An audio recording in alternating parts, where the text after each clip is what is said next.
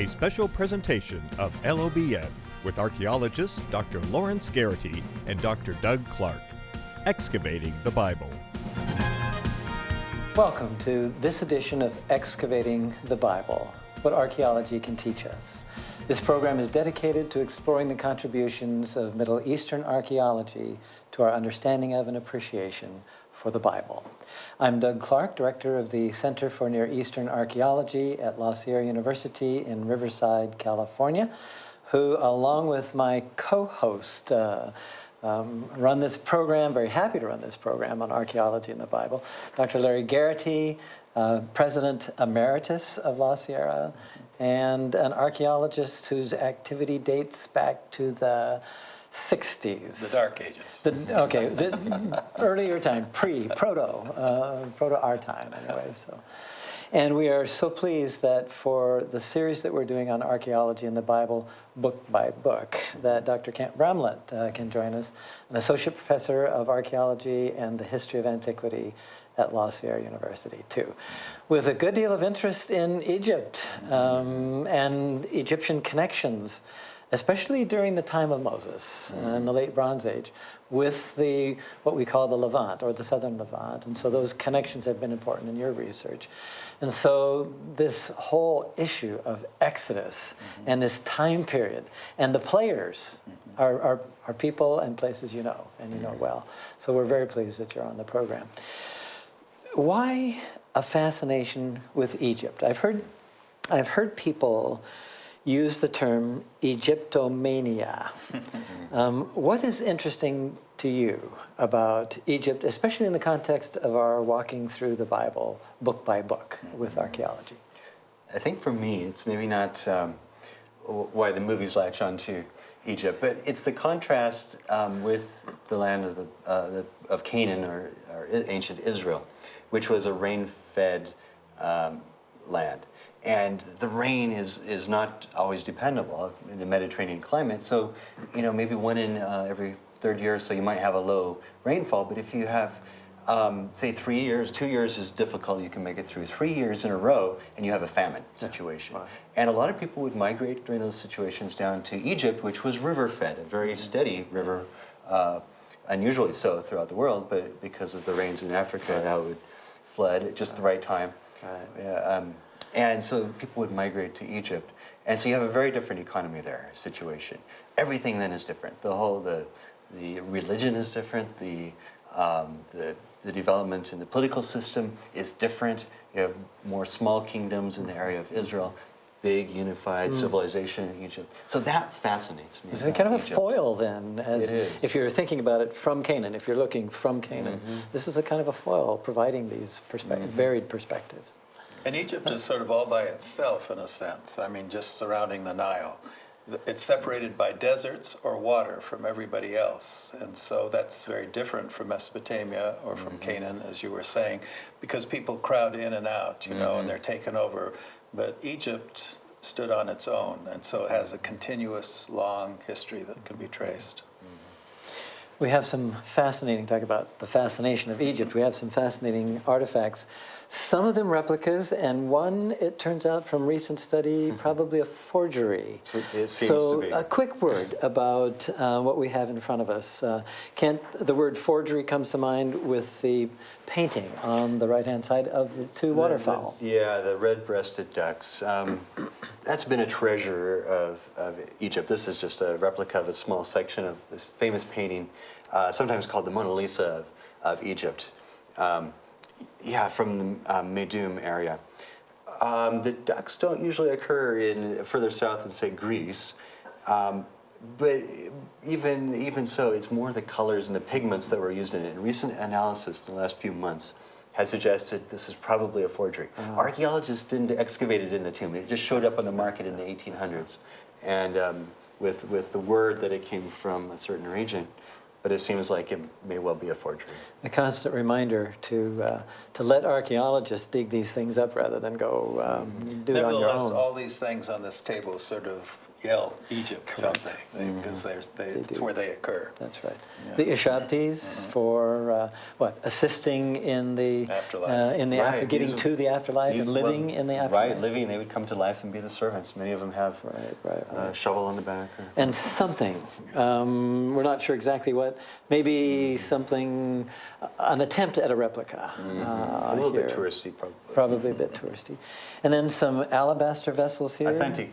And these are, yes, what we have here are authentic. And alabaster we just associate with Egypt because that's where the material comes from. And then some pottery, some of it, actually probably most of it from this time period that we are dealing with, that is the Exodus. Some of it from Cyprus, a couple of vessels from Cyprus, and then probably from Canaan. And very typical painting of that Canaanite time period. Right. Don't So- forget those little Hyksos scarabs there, which also scream Egypt. Scream Egypt. Scarabs scream Egypt. Right. Scarabs are representations of a kind of a not so pleasant thing to think about bug, the dung beetle, who rolls up these balls of dung and plants the egg inside so that there's something for this new life to feed on. But the scarab beetles were quite significant in Egyptian religion and responsible, connected with the sun and the movement of the sun. Cyclical nature of life and reincarnation. Right. And on the belly of the scarab often is a cartouche that encloses the name of a pharaoh, and so sometimes we can use that in dating the material that we find. Right.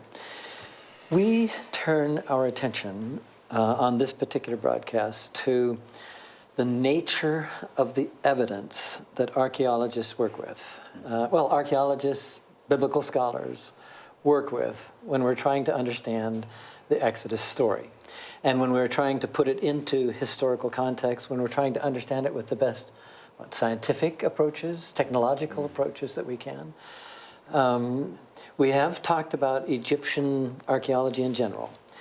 Now we focus on what I think is, for people of faith, probably one of the most significant questions. And that is the nature of the evidence of the Exodus. Faith may not require evidence, but that doesn't make faith incompatible with evidence. And so I think we try to process these things, and maybe we do it. Maybe we're a bit schizophrenic about it because we want to be scientifically honest, empirically honest. If something repeats itself, there's some validity to it. But we also have faith roots and so on. And so we try to live in these two worlds. So what about the nature of the evidence for the Exodus? This is a root story. And so if we think about it from the point of view of the lines of evidence we have, the first would be the biblical accounts. And we're going to take a moment and look at some of those. And actually, the three of us went to visit the Dead Sea Scroll exhibit in Los Angeles and saw the actual scrolls that contain the story. So that's where we start, isn't it? That's correct. That's as close as we can get That's right. in literature, at least biblical 2,000 literature. years old. Right. And then we'll look at the relevant evidence from Egypt that might tie to the Exodus account, whether we're talking about getting into Egypt or leaving Egypt and getting into Canaan. That's at least how I think about the story. The larger umbrella is getting there, getting out, and getting home, getting back to Canaan. And then the wilderness. Do we have evidence of the Exodus in the wilderness? I have a lot of wilderness. We have Do so we many some? stories, don't we, that come out of the wilderness between Canaan and Egypt. Mount Sinai, the law, all Right. kinds of things. And then from Canaan, evidence there, and then maybe some other sources too. But the first would be the biblical accounts. So the Pentateuch, the books of Moses, the first 5 books of the Hebrew Bible, of the Old Testament. What do we learn about the Exodus in a book like Exodus? Of course, in Genesis itself, we have the Joseph story, don't we? And that's the reason why people went down into Egypt the first time. Right. Yes, we should put Genesis on here. The whole of the Pentateuch. So what is it then? What's the basic storyline? of the Exodus with this literature in front of us, with the biblical books in front of us? They had been enslaved for many years, and they had a leader in Moses who asked that they be released, and that in itself is an interesting story, but they eventually do leave, go into the Sinai, get the law, eventually head into Canaan. Because of mistakes they've made, they have to wander in the wilderness for a generation, and then up through Transjordan into Canaan itself. It was really against all odds. Again and again, the story is how these people, against all odds, make it out and are brought out, sometimes against their own will almost. Yeah. Maybe that point, at least for me, adds a second layer, a really important layer to the significance of this story. It's improbable. Especially during the time that our chronology suggests that it might have happened, because Egypt was at strongest, in the New Kingdom, with these dominant pharaohs and so on. And for people to escape then really suggests the power of God to the people. That's right. I mean, this puts the story in God's hands. I mean, this isn't something that people could do. This puts the whole story in God's hands. So I think we kind of tuck that in, and it adds to it. And then I think about the whole narrative and its significance. If one, at least theologically in the Hebrew Bible, in the Old Testament, if one thinks about a beginning point, it's the Exodus. The ending point is the exile to Babylon. I mean, life goes on afterward, but those are the two bookends of Israelite thought, of Israelite history. The kings are within those bookends. So the Exodus is the formative story. It's the origin story. It's the root story. We could compare it to Thanksgiving, couldn't we, with the American story? We tell the American story with Thanksgiving and Plymouth Rock and the Mayflower in mind. And so we look back, and so we see what comes before and then what comes after. But that's, and so it is with Exodus. We see the biblical story through the eyes of what happened at the Exodus. We go back and tell the Genesis that leads up to it. But it's that defining story, just as you're saying, that's so important. And it's phrased like the Thanksgiving story, not as our pilgrims or the pioneers or our forebears, but we. I mean, we are part theologically, and I can't say it historically, but theologically and conceptually as families of this larger tradition.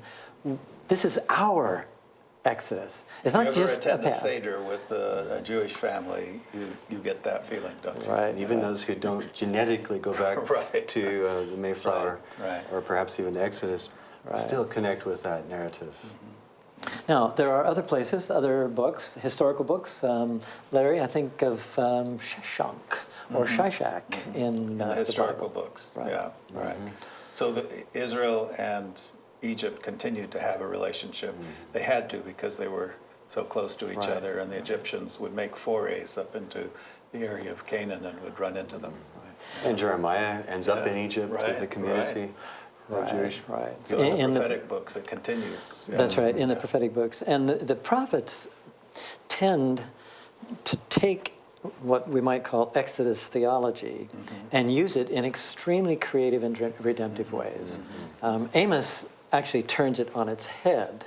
Amos was good at that. That's one of the things that makes Amos such interesting reading, because he takes this sacred tradition of the Exodus. God brought you out and saved you and rescued you. Therefore, what would we expect? Therefore, God will bless you and so on. But no, therefore, God is going to punish you because you've had more privilege, you have more responsibility. So the prophets take the Exodus theology and can sometimes turn it on its head. And Amos also says God brought the Philistines from Caphtor, which is interesting. So you're not so special. God treated other people the same way. So the Exodus theme takes some interesting detours as we read through the Bible. Now, New Testament, what would we find in the New Testament that would be tied to the Exodus? Well, Jesus himself went down into Egypt, didn't he, for safekeeping, and then he was called out of Egypt before he headed for Nazareth. Right. And then, of course, Exodus is behind the Passover. That is a very obvious connection that the biblical writers want to make.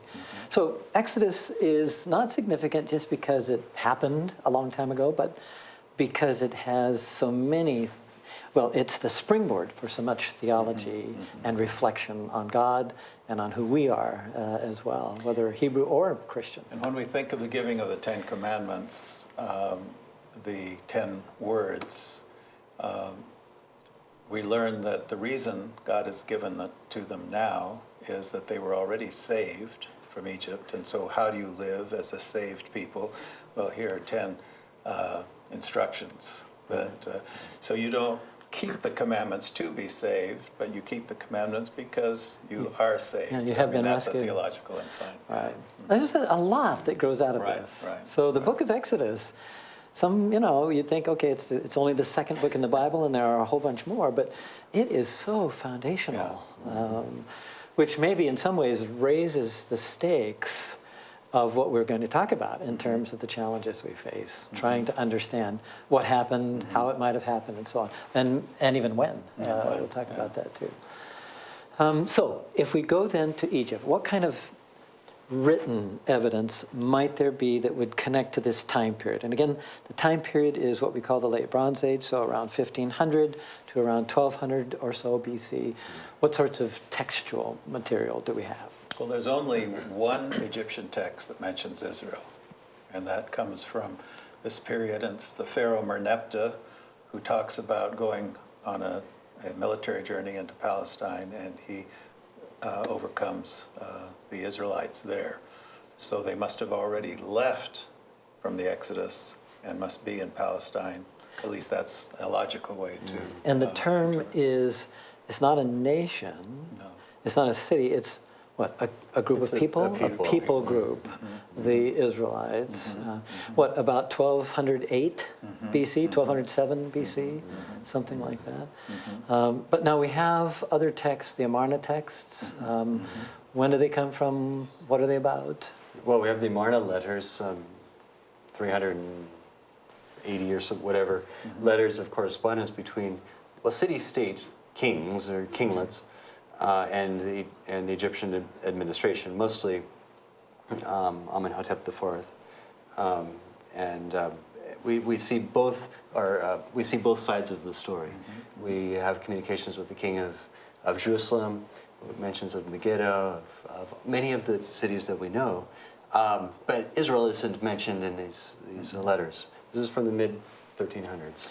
And the interesting thing is that these letters are in Akkadian, which is a cuneiform script and language that comes from Mesopotamia, but that was the lingua franca during that particular period. So you have scribes in Palestine writing to pharaohs in Egypt and back again, and they're using a language that comes from Mesopotamia. From neither place. Right.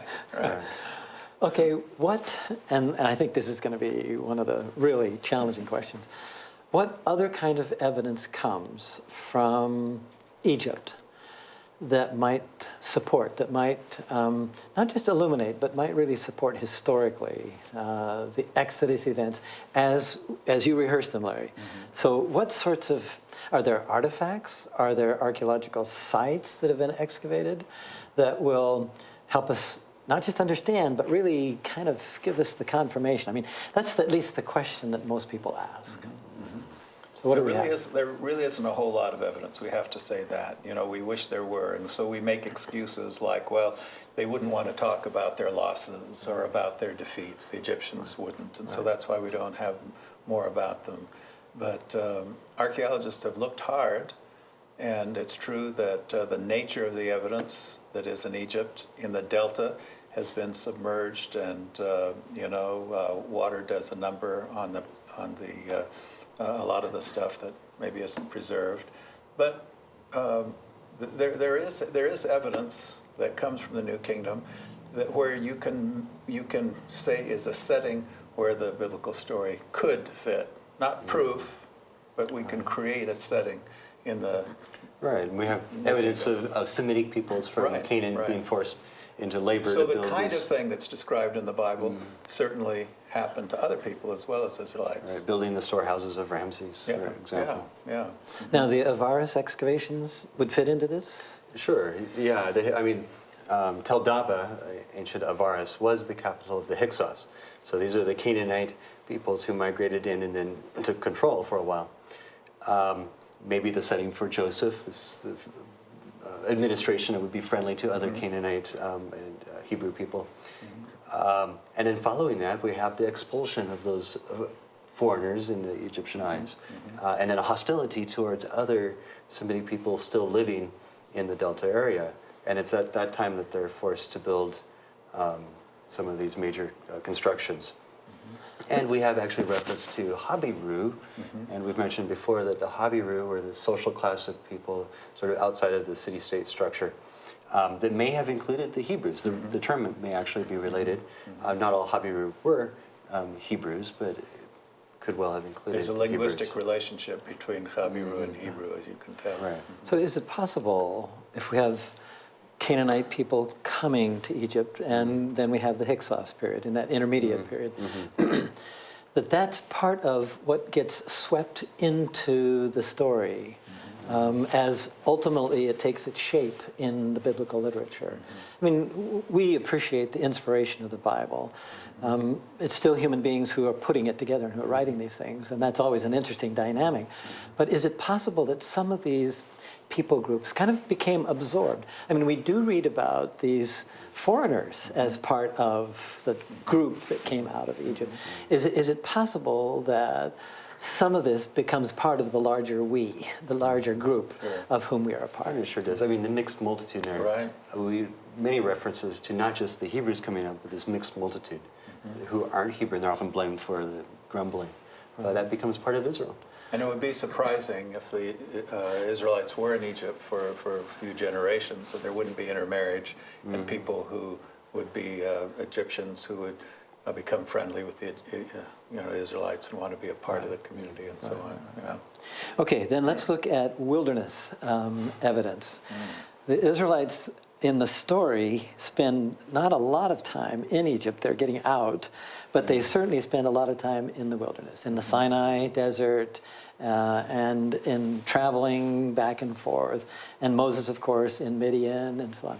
So what do we know, textually or archaeologically, from the wilderness?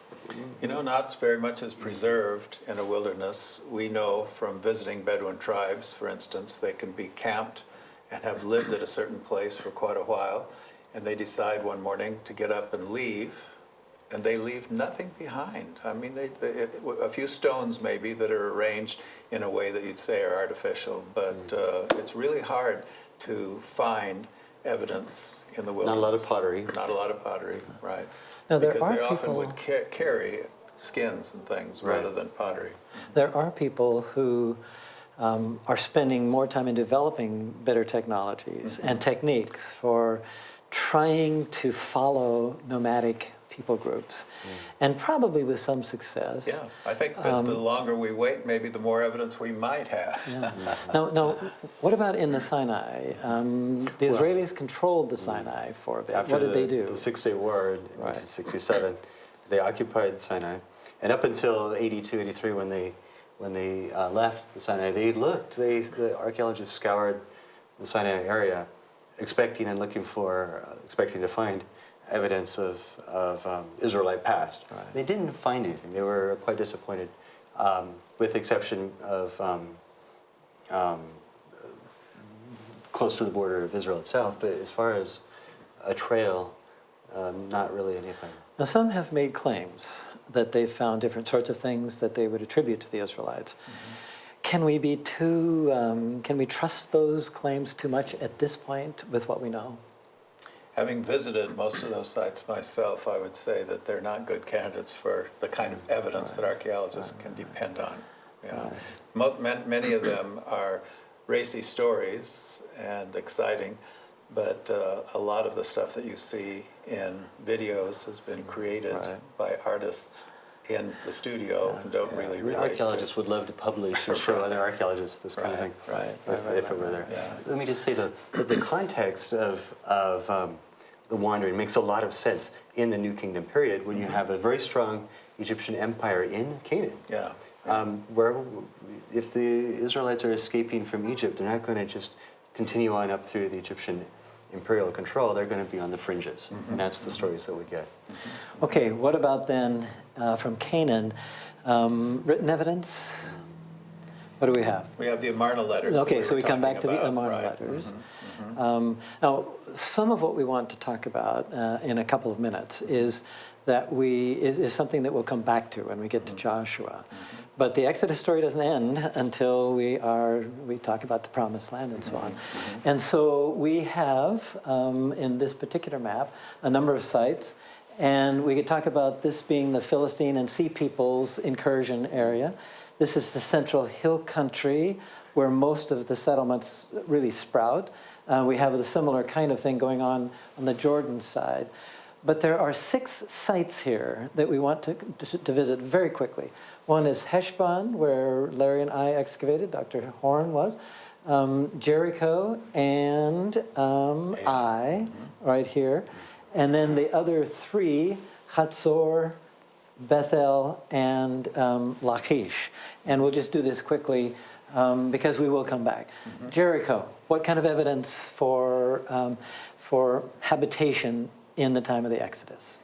No matter what date you put the Exodus, whether the early date, traditional date, or the later consensus date, this does not provide good evidence for us. Right. Although we know that there were tombs in the area that where people were buried during that time, so people had to live somewhere. The next one is Ai, and I'll do a close-up of it here.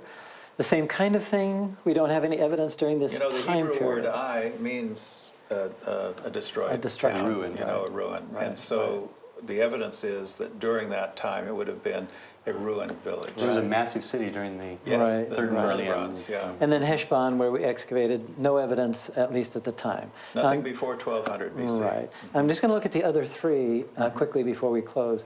Hatzor in the north, at least destruction layers. Very strong evidence during the late Bronze Age. And Yes. Beth El, destruction layer, and then down in the southern part, Lachish as the well. second most important city. in Correct. Israel. And so there are sites on both sides of this. We will come back to these when we come to Joshua. Thank you, Kent. Thank you, Larry. And thank all of you for joining us for this edition of Excavating the Bible. We hope the program has provided something for you to think about and given you more confidence to believe. And we look forward to next time. Until then, think ancient, keep believing, and keep exploring. For Excavating the Bible, I'm Doug Clark.